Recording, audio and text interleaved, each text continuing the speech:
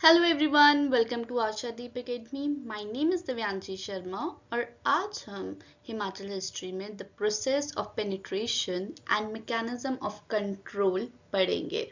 सो बिना किसी देरी के लेट्स गेट स्टार्टेड। तो हमने पहली वाली वीडियोस में क्या पढ़ा था कि एंग्लो गोरखा वॉर हुई थी इन 1815 AD और जो ब्रिटिशर्स है उन्होंने कंट्रोल कर दिया था 20 हिल स्टेट्स में, क्योंकि इसमें क्या हुआ था, गोरखा हार गए थे एंड ब्रिटिशर्स जीत गए थे। तो अब जो 20 हिल स्टेट्स है वो हिमाचल की, अब वो ब्रिटिशर्स के अंडर आ गई थी। इसके बाद क्या हुआ कि जो ब्रिटिशर्स हैं उनको डायरेक्टली कंट्रोल नहीं करनी थी ये प्रिंसली स्टेट को, इन एम्पायर्स को।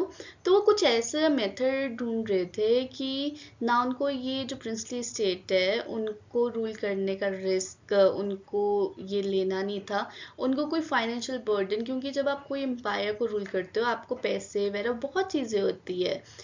आपको सैनिटाइजेशन के लिए पैसे खर्च हो रहे, एजुकेशन के लिए, रोड के लिए, बहुत सारी चीज़ें हैं। तो उनको ये पैसे नहीं खर्च करने थे, क्योंकि एट लास्ट जो ब्रिटिश ईस्ट इंडिया कंपनी थी ना, वो तो बिजनेस माइंडेड थे। वो तो ये देखेंगे कि पैसे कहाँ बच रहे हैं, किस तरह से हो रहा है एंड ऑल, एंड उनको ये एडमिनिस्ट्रेशन वाले सारे स्यापों से दूर रहना था। तब उन्होंने क्या किया, उन्होंने लाया नया कॉन्सेप्ट जिसको बोलते हैं सन्नत।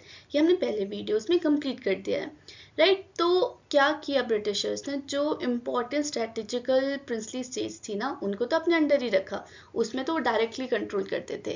लेकिन जो बाकी प्रिंसली स्टेट्स है वो उन्होंने रिटर्न कर दी, जो वहाँ के पहले शासक रहते थे, किंग रहते थे, उनको कर दी एंड उनसे सन्नत साइन करवा दिया। जिसमें क्या क्या था कि उन्होंने जो प्रिंसली स्टेट्स के किंग जो उन्होंने बनाए थे, तो उनसे प्रॉमिस किया कि कोई भी कंडीशंस में जो ये किंग्स होंगे वो ब्रिटिशर्स के लिए लॉयल रहेंगे एंड कोई भी अगर इम्पोर्टेंट डिसीजंस वगैरह वो ले रहे हैं अपनी प्रिंसली स्टेट के लिए तो बिना परमिशन के ब्रिटिशर्स के वो नहीं ले सकते।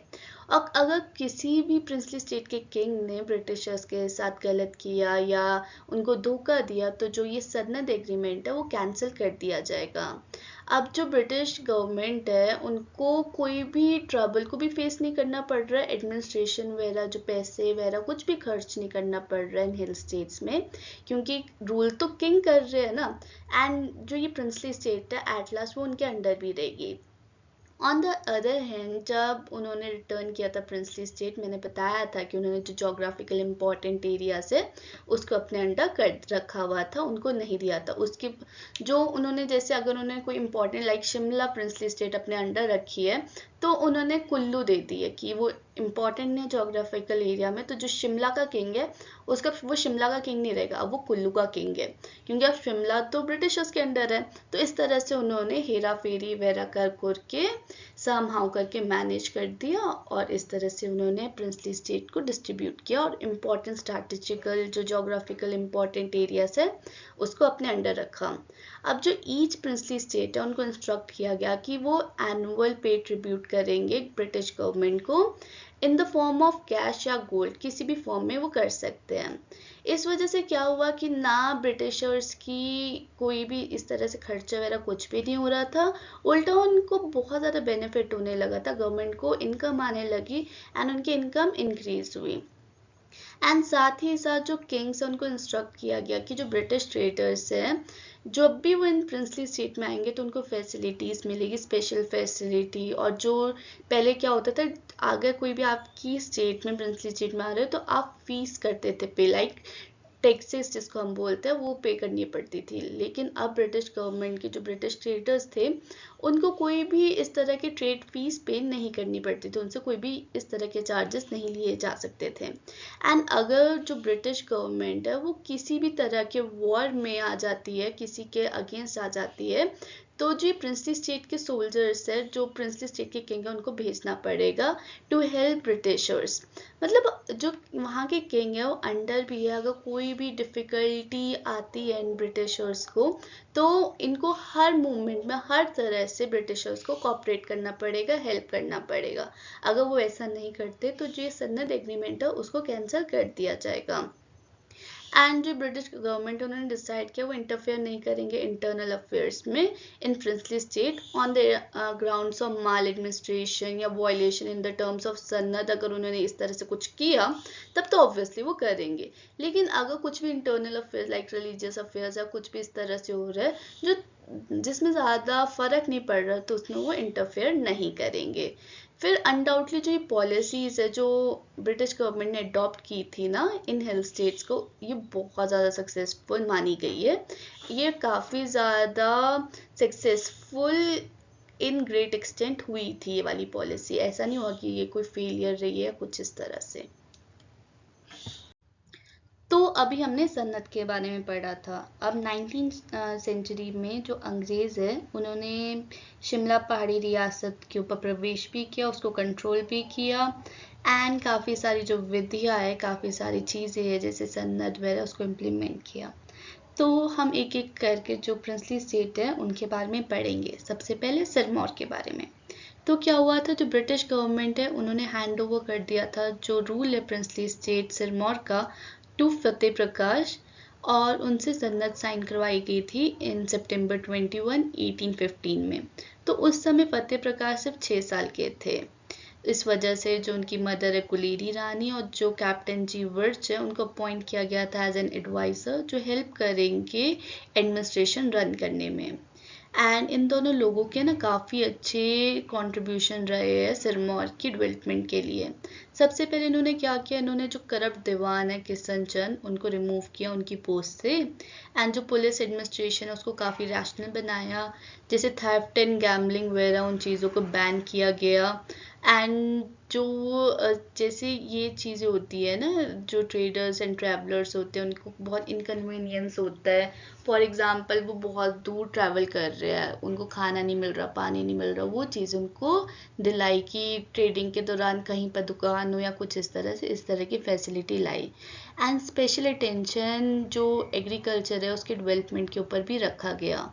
काफ़ी सारे अनफेयर टैक्सेस थे सिरमौर में, उन सारे टैक्सेस को रिमूव किया गया बाय दीज पीपल ओनली। और जैसे टैक्सेस थे जैसे ग्रेन टैक्स हुआ, कैटल टैक्स हुआ, एंड जो टैक्स लिए जाते थे लाइक एलिफेंट को कैप्चर करने के लिए। एंड एक नया कॉन्सेप्ट था जिसको बोलते हैं फंत विहालरी, या आप बोल सकते हो फंत विहालेरी, कुछ भी बोल सकते हो। तो जो इसका मतलब क्या था कि जो शासक थे, जो किंग थे ना, जब वो अपने बच्चों का शादी करवाते थे, जो उस शादी में जो खर्चा होता था उसको पूरा करने के लिए जो टैक्स लगाया जाता था उसको ये वाला टैक्स बोलते थे फंत विहालरी। ठीक है, तो ये सारे इस तरह के लॉजिकल टैक्स वगैरह जो अनफेयर टैक्सेस थे उन सबको इन्होंने बंद किया। अब फतेह प्रकाश बड़े हो गए, एडल्ट हो गए इन 1827-18। अब ब्रिटिश गवर्नमेंट ने जो फुल राइट्स है सिरमौर के एडमिनिस्ट्रेशन और रेवेन्यू कलेक्ट करने के वो उनको दे दिए। अब 1831 में क्या हुआ, फतेह प्रकाश ने रिक्वेस्ट किया गवर्नर जनरल को कि उनको उनकी सारी टेरिटरीज जो उनसे छीन ली गई थी वो उनको वापस दी जाए। कौन सी टेरिटरीज थी जो गोरखा वॉर के बाद ना जो उनसे छीन ली गई थी वो उन्हें सारी वापस दी जाए। बट ब्रिटिश गवर्नमेंट ने एक्सेप्ट नहीं की इनकी ये डिमांड को। एंड सितंबर 5, 1833 में उन्होंने क्या किया, उनसे एक सनद साइन करवाया और उनको एक एरिया था कियारादुन, वो फतेह प्रकाश को वापस दे दिया गया कुछ कंडीशंस लगा के। फॉर एग्जांपल उनको ट्रिब्यूट देना पड़ेगा 50,000 रुपीज़ का, और जो वहाँ के लोग हैं, जो वहाँ के पीपल हैं, उनके जो राइट्स हैं उनको रिस्पेक्ट किया जाएगा, उनको फेयर जस्टिस दिया जाएगा, उनसे कोई भी जो ट्रेडर्स वगैरह है उनसे कोई भी फीस वगैरह नहीं कलेक्ट की जाएगी, specially the British traders. And काफ़ी नए रोड्स को बिल्ड किया जाएगा, जो ओल्ड रोड्स हैं उनको रिपेयर किया जाएगा। कंप्लीट सिक्योरिटी दी गई थी ट्रैवलर्स एंड ट्रेडर्स के लिए। मतलब क्या होता था, जो ट्रैवलर्स एंड ट्रेडर्स थे वो जैसे एक स्टेट से प्रिंसली स्टेट से दूसरी प्रिंसली स्टेट या एक एरिया से दूसरे एरिया जाते थे, तो बीच में लूटमार होती थी, काफ़ी इस तरह से इंसिडेंट सामने आ रहे थे, तो उनको प्रोटेक्शन सिक्योरिटी भी इन्होंने दी। एंड ये वाली कंडीशन भी इसमें थी दी हुई। एंड जो किंग है वो किसी तरह के भी अनफेयर टैक्सेस या गिफ्ट को एक्सेप्ट नहीं करेंगे। उसके बाद जो फतेह प्रकाश है उनका बहुत अच्छा जो शासन रहा, काफ़ी एफिशिएंट शासन रहा। एंड फिर उनकी डेथ हो जाती है 1850-80 में। अब हम बिलासपुर की स्टोरी के बारे में जानेंगे। जो बिलासपुर है वो जो राज्य प्रिंसली स्टेट, अब वो महान चंद को दे दिया था ब्रिटिशर्स ने और उनसे सनद को साइन करवाया गया था ऑन March 6, 1815 में। इसी ओकेजन में क्या हुआ था, जो महान चंद है उन्होंने ना जो उनकी 12 ठकुराइज है उनको भी मांगा था कि मुझे ये मेरी जो 12 ठकुराइज जो पहले मेरे अंडर होती थी, किसी रीज़न की वजह से अब उनके अंडर नहीं रही है, उन्हें भी उनके अंडर दे दी जाए। बट जो ब्रिटिशर्स है उन्होंने इस शर्त को नहीं माना, उसको कैंसिल कर दिया। फिर 1818 AD में क्या हुआ कि महान चंद ने ना अपना जो वजीर है संसारू, उसको उसके पोस्ट से हटा दिया। एंड संसारू रेडी नहीं था इस चीज़ को टॉलरेट करने के लिए। ही वॉज लाइक कि तूने ऐसा कैसे कर दिया, मुझे मेरी पोस्ट से मेरी पावर से कैसे हटा दिया। एंड फिर वो विद्रोह करने के लिए तैयार हो गया कि भाई मैं छोड़ूंगा नहीं। उसको तो बहुत गुस्सा आ गया था अपने ही राजा के ऊपर, महान चंद के ऊपर, एंड उसके अगेंस्ट हो गया, मतलब उसको दुश्मन मान दिया। इस वजह से वो क्या हुआ कि वो लाहौर चला गया एंड वहाँ पर वो मिला महाराजा रंजीत सिंह से। वो वहाँ लाहौर के रूलर थे उस टाइम, ठीक है। और उन्होंने रिक्वेस्ट किया महाराजा रंजीत सिंह से कि वो अटैक कर रहे कोटदर के ऊपर, उनकी हेल्प करें। सून क्या हुआ कि जो सिख है उन्होंने अटैक कर दिया कोटदर के ऊपर और उसको कैप्चर भी कर दिया। अब जो महान चंद है उनके हाथ से कोटकर चला गया। इन शॉर्ट हम बोल सकते हैं कि जब महान चंद का टाइम पीरियड था ना, तो उस टाइम उनके पास जो थोड़े बहुत इम्पोर्टेंट एरियाज थे ना, वो उनके हाथ से चले गए। अब महान चंद की डेथ हो जाती है इन 1824 AD। अब 1824 AD में खड़क चंद को नया रूलर बना दिया जाता है बिलासपुर का। उनके टाइम में क्या होता है कि जो खड़क चंद है ना, वो बहुत करप्ट इंसान था। एंड ये बहुत अनफॉर्चुनेट हिस्ट्री रही है बिलासपुर की, क्योंकि जब रूलर ही करप्ट होगा तो काम क्या होगा। तो बिलासपुर बहुत ज़्यादा डाउनफॉल में जा रहा था, ना रूलर काम कर रहा था ना कुछ हो रहा था। जो ये खड़क चंद है वो सूरा सुंदरी के पीछे पड़ा हुआ होता था। जो सूरा सुंदरी उन लोगों को बोलते जैसे जो डांस करते हैं, वो नशे में धुत है, आराम से डांस एंजॉय कर रहा है, इस तरह से करे। उसको किंगडम से, किंगडम में क्या चल रहा है, प्रिंसली सीट में हो क्या रहा है, क्या प्रजा की डिफिकल्टीज है, किस चीज, उसको उन चीज़ों से कुछ मतलब ही नहीं था। उसको ये था कि उसका एंटरटेनमेंट हो रहा है, वो आराम से शराब पी रहा है, डांस चल रहा है, लड़कियां आ रही है, वो सब कुछ इन चीज़ों में उसका ज़्यादा इंटरेस्ट था। एंड उन्हीं के टाइम पीरियड में क्या हुआ था, अगर जो ये खड़क चंद है उनको कोई इंसान पसंद नहीं था, उसको वो फांसी में लटका देता था। अगर कुछ भी गलती होती थी उससे भी वो फांसी में लटका देता था। लेकिन उसके टाइम पीरियड में ना जो भी लोग कोई भी गलती करते थे वो फांसी में उसको टंगा देते थे। फांसी में टंगाना, हैंग करना बहुत कॉमन हो गया था उनके टाइम में। कई बार तो ऐसा होता था बिना किसी गलती के, थोड़ी सी खुंदस किसी से होगी, उसको फांसी में लटका दिया।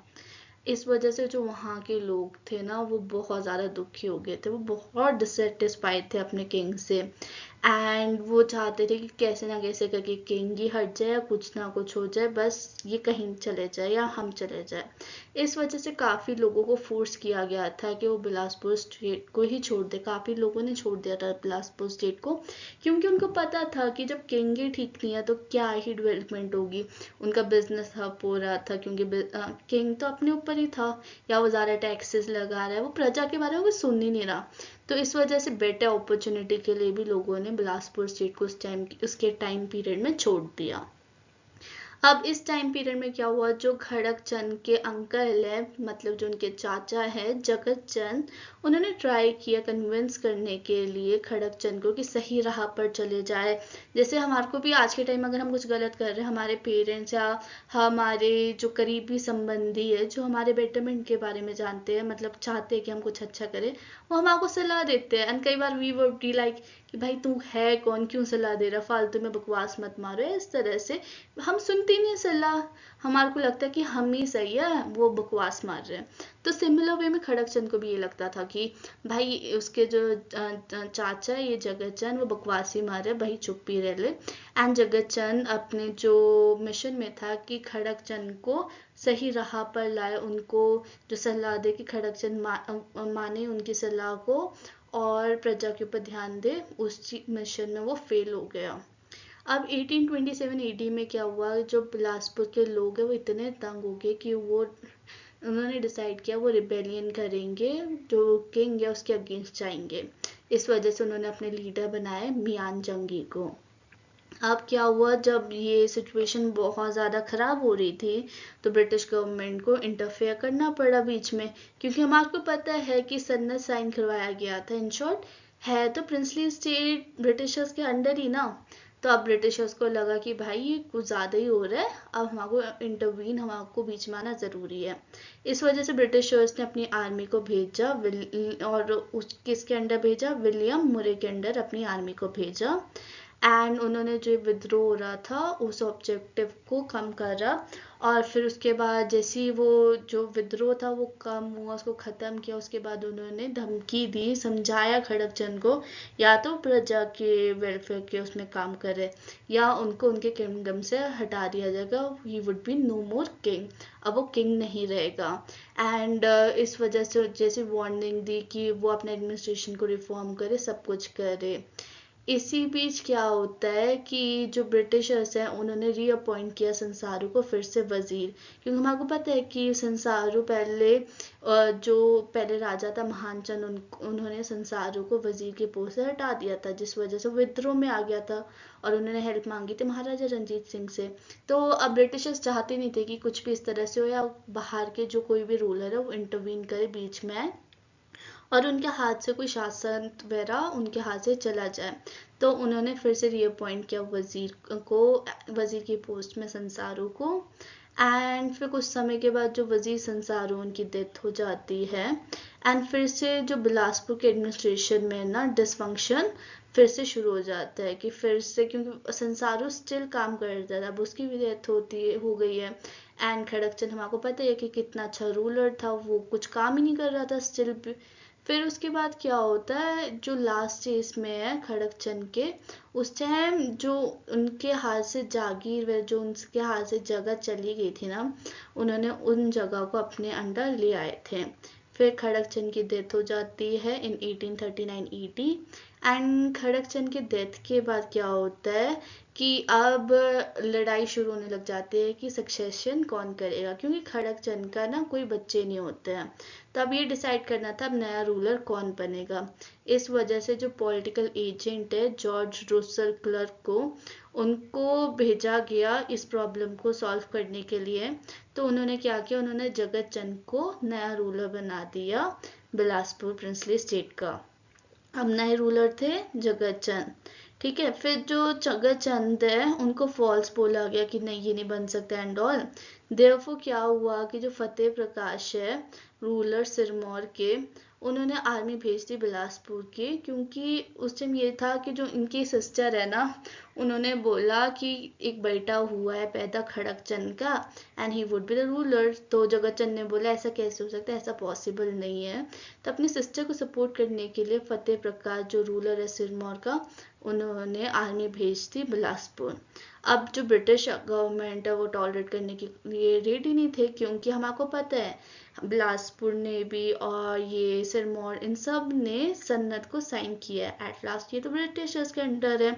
तो ब्रिटिशर्स वर लाइक कि तुमने ये कैसे कर दिया, तुम सन्नत को क्यों वायलेट कर रहे हो, जब तुमको टर्म्स एंड कंडीशंस दिए उसी कंडीशंस के अकॉर्डिंग वर्क कर रहे हो, तुमको मेरे से परमिशन लेना ज़रूरी है। इसी वजह से उन्होंने क्या किया, उन्होंने जो फतेह प्रकाश है सिरमौर के जो रूलर है, उनको इस जो उन्होंने ये षड्यंत्र रचा था ना, उनको फाइन किया गया ₹25,000 का। उसके बाद क्या होता है कि जो जगत चंद है उनको एक इनकम्पिटेंट रूलर भी माना जाता है, क्योंकि जगत चंद ने भी कुछ खास नहीं किया था बिलासपुर के लिए। अब हम कुमार सेन की स्टोरी जानेंगे। तो गोरखा है, उन्होंने कैप्चर किया था कुमार सेन को इन 1880। इस समय कुमार सेन में रूल करते थे राणा कहर सिंह। तो जब गोरखा ने अटैक किया कुमार सेन को कैप्चर कर दिया, तो कहर सिंह भागकर कुल्लू पहुंच गए। अब जो गोरखा है उन्होंने कुमार सेन में अपने 12,000 सोल्जर्स को रख लिया। इस समय क्या हुआ था, जो कहर सिंह है वो फिर से वापस आए कुछ समय के बाद। एंड जो गोरखा जब उनको ये बात पता चली, उन्होंने कहर सिंह को बंदी बना दिया, कैप्चर कर दिया। फिर कुछ समय के बाद क्या हुआ, जो गोरखा और ब्रिटिशर्स हैं उनके बीच एक वॉर होगी इन 1814 टू 15 AD के बीच। एंड कहर सिंह को लगा कि ये गोल्डन अपॉर्चुनिटी है, तो कहर सिंह ने समहाउ मैनेज किया और वो जो जेल है वहाँ से भाग निकले। अब क्या हुआ था, जो कहर सिंह है वो मिले जनरल डेविड ऑस्ट्रलोनी को इन रोपड़ में। एंड जैसे ही वॉर ख़त्म हुआ गोरखा और ब्रिटिशर्स का, गोरखा हार गए एंड जो ब्रिटिशर्स है उनके अंडर ये कुमार सेन आ गया। एंड अब उन्होंने जो ये कुमार सेन है, ठकुराई ऑफ कुमार सेन, वो कहर सिंह को रिटर्न कर दी और उनसे सन्नत को साइन करवाया ऑन 7 Feb 1816 में। अब क्या हुआ था, जो कहर सिंह है उनको इंस्ट्रक्ट किया गया था बाय ब्रिटिशर्स कि वो लोगों के वेलफेयर के लिए काम करेंगे, जो एग्रीकल्चर है उसको डेवलप करेंगे, साथ में वो काफ़ी सारे न्यू रोड्स को बिल्ड करेंगे, कंस्ट्रक्ट करेंगे। अब क्या होता है कि on occasion of Balsan, Bhatoli, Madan, Thakurai freed from Kumar Sen, जो ये जगह है ये सारी कुमार सेन से फ्री कर दी गई।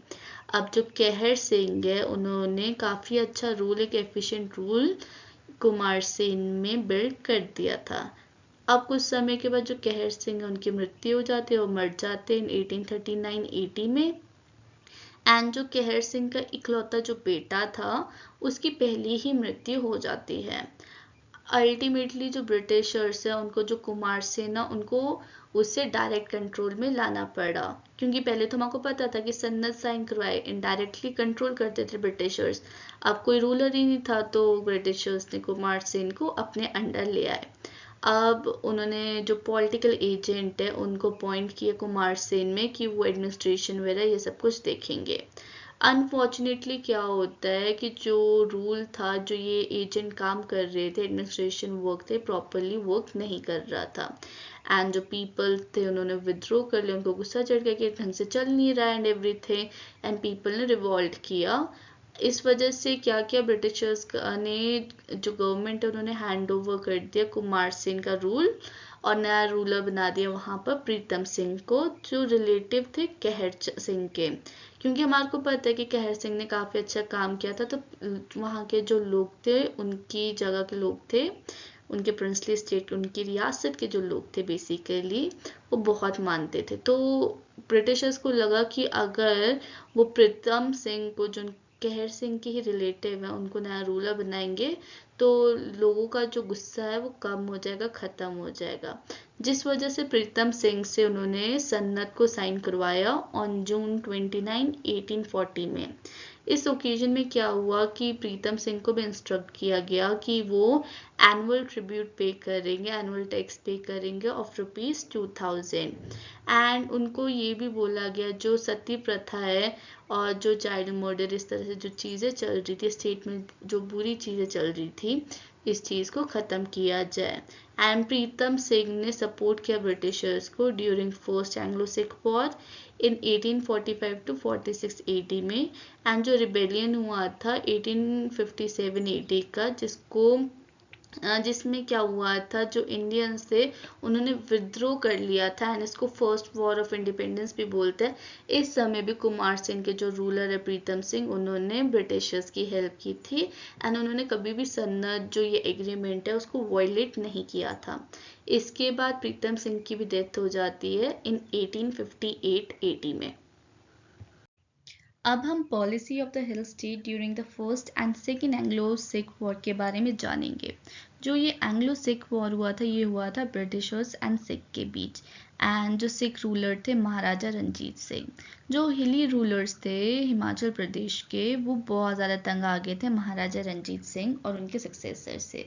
तो उन्होंने क्या डिसाइड किया कि जो फर्स्ट एंग्लो सिख वॉर है वो उन्होंने सोचा कि गोल्डन अपॉर्चुनिटी है एंड ये हेल्प करेंगे ब्रिटिश गवर्नमेंट की कि उनका पीछा छूट जाए महाराजा रंजीत सिंह से एंड सिख रूलिंग से। तो फिर उन्होंने इनडायरेक्टली और डायरेक्टली जो ब्रिटिश गवर्नमेंट है उनकी हेल्प करना शुरू कर दिया, like giving the military assistance and all, या directly attacking to the Sikh ruler Maharaja Ranjit Singh. तो इस तरह से उन्होंने ब्रिटिश गवर्नमेंट को हेल्प करना शुरू कर दिया। सिमिलर वे में जो शमशेर सिंह है, उन्होंने जो रूलर रेगुलेर के, उन्होंने क्या किया, जो सिख है उनको हीरपुर फोर्ट जो उनके ही किंगडम में लोकेटेड है वहाँ से हटा दिया। वीर सिंह ने अटैक किया नूरपुर फोर्ट को, दो वो बाद में जब वो बाहर निकल रहे थे ड्यूरिंग द बैटल उनकी डेथ हो गई थी। सिमिलर वे में काफ़ी रूलर्स ने सिख फोर्सेस के ऊपर अटैक करना शुरू कर दिया। अब इसका रिजल्ट क्या हुआ कि जो ब्रिटिशर्स है ये वॉर जीत के एंड जो सिख है ये वॉर हार गए। जो हिल स्टेट के रूलर्स थे वो एक्सपेक्ट कर रहे थे कि जो ब्रिटिश गवर्नमेंट है वो उनको कुछ ट्रीट देगी, काफ़ी अच्छा जनरस ट्रीटमेंट होगा एंड उनकी हेल्प करेगी। अब जो एंग्लो गोरखा वॉर का ख़त्म होने के बाद ट्रीटी ऑफ लाहौर होती है, जो ये साइन होती है बिटवीन ब्रिटिश एंड सिख के बीच ऑन मार्च 9 1846।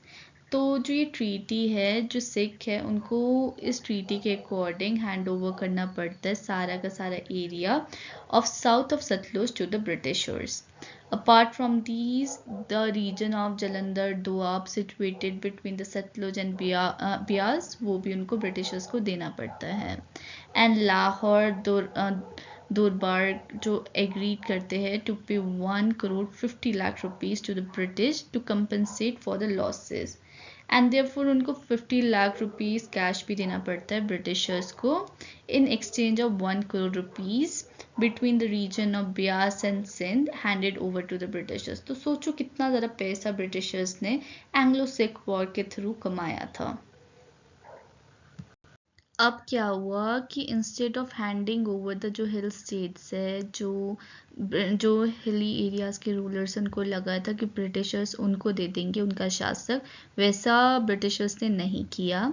उन्होंने उसको अपने ही अधीन रखा एंड जो ये area situated between Sutlej and Ravi वो सब कुछ अपने पास रखा।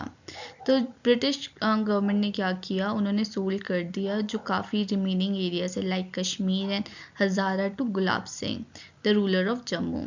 बिकॉज ऑफ दिस जो रूलर्स जैसे मंडी एंड सुकेत है जिन्होंने कॉपरेट किया था ब्रिटिशर्स को during the first Anglo Sikh war, उनको सेपरेट सन्नत प्रोवाइड की गई, ग्रांट की गई ऑन अक्टूबर 24 1846। सन्नत की मैंने एक अलग से ही वीडियो डाल दी है चैनल में, यू कैन चेक इट कि सन्नत होता क्या है। अब इसके बाद क्या होता है कि जो रूलर्स है प्रिंसली स्टेट्स वो given the permanent hereditary rights to the princely state, कि अब उनके पास जो रूलर्स हैं उनके पास परमानेंट हेरिडिटरी ये राइट्स होंगे। कैसे कि दादी की प्रॉपर्टी उनके बेटे को मिलेगी, बेटे की आगे बेटे को, तो जनरेशन टू जनरेशन ये पास होती रहेगी। इन रिटर्न जो ये कुछ सारी कंडीशंस को ना इम्पोज कर दिया था जो हमने सन्नत की वीडियो में भी पढ़ा था, जो मैं थोड़ा सा डिफाइन करती हूँ। जैसे कि जो ये हिली स्टेट्स है जिन्होंने सन्नत साइन किया था तो उनको पे करना पड़ता था tax half the yearly instalment में, और उनको ना बिल्ड करना पड़ा था कि 12 feet wide roads in the princely state, and ये लोग जो चार्जेस है like custom duties and all ये चार्ज नहीं कर सकते हैं ब्रिटिश ट्रेडर्स से या किसी से भी, एंड इनको हर वे में ब्रिटिशर्स को हेल्प करना पड़ेगा, ब्रिटिश ट्रेडर्स को हेल्प करना पड़ेगा। अगर कभी भी ब्रिटिशर्स को सोल्जर्स की ज़रूरत होगी तो ये जो प्रिंसली स्टेट्स है ये उनको सोल्जर्स देगी एंड हर वे में ये उनकी हेल्प करेगी। अब क्या हुआ था कि ऑन अक्टूबर 21 1847 में जो ब्रिटिश गवर्नमेंट है उन्होंने ग्रांट किया था sanad to the ruler of Bilaspur Jagat Chand because of his cooperation in the first Anglo Sikh war, and उनके जो डिसिडेंट्स रूलर्स थे right to rule the Bilaspur को उनको बोला गया था कि उनके पास अब राइट है कि वो बिलासपुर को रूल कर सकते हैं। इन रिटर्न क्या हुआ था कि जो राइट बैंक ऑफ सतलुज है which had gone under the control of Sikh in 1809 वो भी बिलासपुर को दे दिया, और जो एनुअल टैक्स है उनसे वो अबॉलिश करवा दिया गया था। In return only condition was impose to the Bilaspur की वो क्या करेंगे, वो रिमूव करेंगे octroi tax collected in the state. अब जो ब्रिटिश गवर्नमेंट है उन्होंने साइन किया था treaty with the Maharaja Gulab Singh of Jammu in Amritsar in May 16 1846। इस ट्रीटी के अकॉर्डिंग क्या था कि जो इंटायरली हिली एरियाज है इंडिपेंडेंट स्टेट्स है जो सिचुएटेड है between the Ravi and Sindh to Gulab Singh, ये वाला जो रावी एंड सिंध के बीच जितना भी एरियाज है वो किसको दिया जाएगा, ये दिया जाएगा गुलाब सिंह को ये area. This include Kashmir, Ladakh, Gilgit and Chamba. In return जो महाराजा है वो क्या करेंगे, वो जो रावी एंड सिंध जो गुलाब सिंह को जगह दी गई है उसके रिटर्न में 75 लाख रुपीस देंगे ब्रिटिशर्स को। जो रूलर है चंबा उन्होंने स्ट्रांगली अपोज किया था submission to the Gulab Singh, hence a big problem arose. The problem was solved by the British government through the mediation of the Colonel Lawrence. According to this, जो Chamba was allowed to remain under the British, and in return the area of Bhaderwah was given to the Gulab Singh. जो ruler है Chamba का was given the right to rule Chamba by Sannad on 6 April 1848. A condition भी impose की गई थी to him to pay 12,000 to the British every year. अब after the first Anglo war क्या हुआ था, जो ब्रिटिश गवर्नमेंट है उन्होंने कंट्रोल करना शुरू कर दिया था hill state of Kangra. There was a disappointment among their rulers. He had to full hope that the hill state of Shimla, his princely state, would also be returned, but this didn't happen. क्योंकि हमने सन्नद में देखा था कि जो important territories है वो Britishers ने अपने पास ही रखी थी, एंड जो टेरिटरीज उनको इम्पोर्टेंट उतनी नहीं लगी थी और उनको फालतू का खर्चा नहीं करना था, तो उन्होंने क्या किया, जो वहाँ के खुद के शासक थे, जो पहले शासक हुआ करते थे किंग्स, उनको उनकी टेरिटरी दी गई थी और उनसे सन्नद साइन करवा दिया गया था. कुछ कंडीशंस जो उनको फॉलो करनी पड़नी थी, जो हमने पहले भी वीडियो में पढ़ा है. जो आप सन्नद सर्च करोगे, सन्नद आशादीप एकेडमी, आपको पता चल जाएगा. ठीक है. अब जो बेसिकली इस तरह से क्या होता है कि सेकेंड एंग्लो सिख वॉर भी होता है, और जो Anglo Sikh war second start होता है फ्रॉम 1848 to 49 AD. एंड जो रूलर्स है ऑफ द हिल स्टेट, इस टाइम उन्होंने ब्रिटिशर्स को हेल्प नहीं करा. ऑन द अदर हैंड जो सिख है उन्होंने एश्योर किया कि जो हिल स्टेट्स है अगर वो कॉपरेट करेंगे, जो रूलर्स है सिख को कॉपरेट करेंगे, देन जो सिख है अगर वो विक्ट्री उनको जीत होती है तो क्या इन द बैटल, तो क्या करेंगे कि जितनी भी राइट्स है प्रिंसली स्टेट के वो उनको वापस दे दिया जाएगा. अब कुछ सारे हिल प्रिंसली स्टेट ने क्या किया, उन्होंने वो अब ब्रिटिशर्स के अगेंस्ट हो गया, उन्होंने रिबेल करना शुरू कर दिया ब्रिटिशर्स के against. First of all was the Wazir Ram Singh Pathania of Nurpur, जिन्होंने बहुत ज़्यादा रिबेलियन वे में रिबेल किया against the Britishers in 1848 AD. इसके बारे में हम आगे पढ़ेंगे. Wazir Ram Singh Pathania, he was very brave soldier, genuinely, and बहुत ज़्यादा ब्रेव वजीर है. तो soon Kangra ruler Pramod Chand, Jaswant ruler Umesh Singh and prince Jai Singh, and दत्तरपुर ruler जगत चंद ऑल्सो, उन्होंने भी रिबेल करना शुरू कर दिया ब्रिटिशर्स के. The British government was not ready to tolerate this. Therefore उन्होंने क्या किया, उन्होंने बहुत बड़ी आर्मी कांगड़ा के पास भेज दी under the leadership of Jalandhar commission Henry Lawrence. जो ये रिबेल है वो क्विकली ऑप्रेस हो गया था एंड सप्रेस हो गया था. एंड अब क्या किया गया कि जो रूलर है उनको अरेस्ट कर दिया गया एंड उनको सेंड कर दिया गया इन अल्मोड़ा जेल में. ओनली राम सिंह पठानिया यहाँ से बच पाए, जो जिन रिबेल के इसमें से सिर्फ राम सिंह पठानिया बच पाए. इन 1849 AD में क्या हुआ था कि जो ब्रिटिशर्स उन्होंने रिमेंबर किया था हिज ग्रैंड मदर, क्योंकि जो राम सिंह पठानिया ने डल्ले की धार नियर द पाटकोट में अटैक किया था. डल्ले की धार में ब्रिटिशर्स की उनको उनकी नानी याद दिला दी थी. तो जो जॉन पील है, Neiphiu of British prime minister Robert पील, वो इस बैटल में मारे गए एंड अल्टीमेटली ब्रिटिश ने फ्रॉड वे में अरेस्ट कर दिया राम सिंह पठानिया को. डायरेक्टली तो अटैक नहीं कर पा रहे थे, ना पकड़ पा रहे थे, तो उन्होंने कुछ ऐसा किया था, स्टोरी थी कि जो उनके पास कुक था वो वजीर राम सिंह पठानिया का दोस्त था, कुछ था, तो उनको बोला था कि वजीर राम सिंह पठानिया, उसको लालच दिया गया था, करप्ट करवाया गया था एंड उससे पूछा गया था कि कहाँ पर है, एंड वो धोखेबाज निकला, उसने बता दिया सब कुछ एंड वजीर राम सिंह पठानिया पकड़ा गया एंड फिर उनको भेजा गया to the Rangoon jail. And जो उनका बड़ा सन है वो भी मर गया था ऑन नवंबर 11, 1849. एंड जो वजीर राम सिंह पठानिया, उनकी डेथ हो जाती है इन सिंगापुर. तो इसी के साथ जो हमारा टॉपिक है the process of penetration and mechanism of control, ये पूरा का पूरा कंप्लीट होता है. If you like the video don't forget to like, share and subscribe. और अगर कोई भी डाउट है तो आप कमेंट सेक्शन में पूछ सकते हैं. Bye bye, take care.